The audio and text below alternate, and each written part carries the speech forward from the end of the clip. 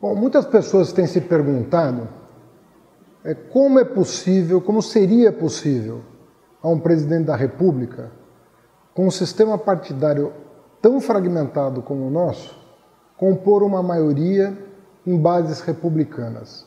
Ou seja, compor uma maioria com base em valores, em princípios, em programas, né, de acordo com uma visão de mundo, e que não precisasse, como tem sido muito comum no Brasil, né, um jogo de força do Executivo com o Legislativo para que a agenda nacional pudesse avançar.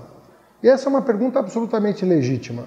Né? Como é que vai fazer um presidente eleito para compor essa maioria?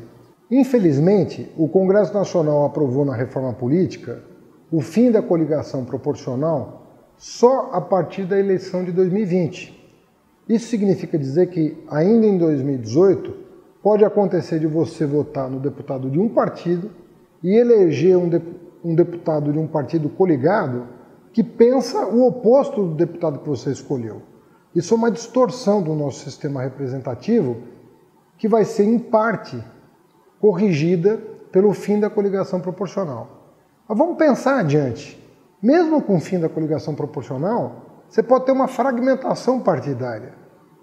Muitos partidos com um número de deputados inexpressivo, comparativamente ao total de deputados. Você pode ter partidos com 20, 30, 40 deputados num universo de 513. Você vai ter que compor maioria fazendo coligação, uma coalizão de 5, 6, 7 partidos para formar uma maioria. Isso não parece razoável. Qual é a ideia que eu estou discutindo com o presidente Lula?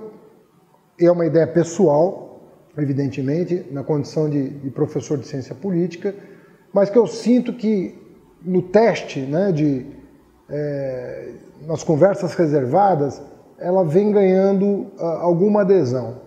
A ideia de nós elegermos o Congresso Nacional, não no primeiro, mas no segundo turno. E por quê? Porque no segundo turno, ou você vai ter o presidente já eleito, ou você vai ter dois candidatos que precisam organizar quem vai ser da oposição e quem vai ser da situação e vai dar respaldo para o vitorioso. As chances do voto formar a coalizão é muito maior.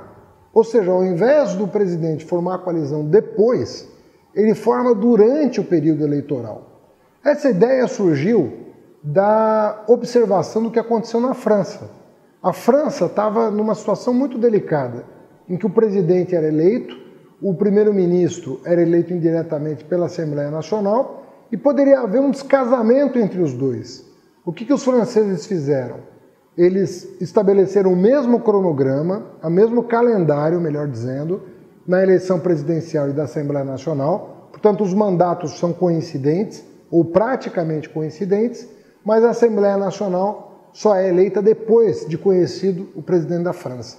Com isso, que é o que aconteceu com Macron recentemente, ele conseguiu articular uma maioria que dá sustentação para o seu governo.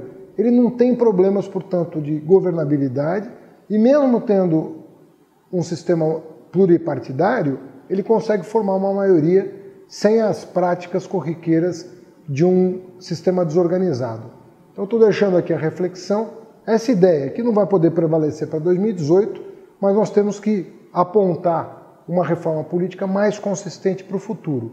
E uma pequena mudança como essa pode significar a sustentabilidade de um governo democraticamente eleito que não esteja sujeito a golpes como o que aconteceu em 2016, depois da eleição de 2014.